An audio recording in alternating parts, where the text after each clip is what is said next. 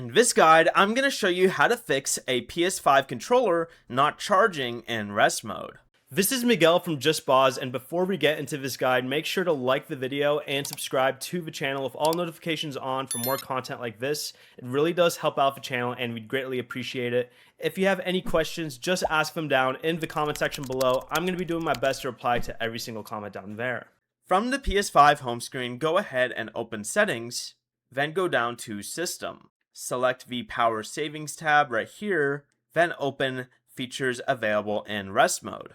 Select the Supply Power to USB ports option right here and set it to Always or Free Hours if you only need the controller to charge for a limited time after entering rest mode. Then connect your DualSense controller to the PS5 with a working USB cable and put the console into rest mode.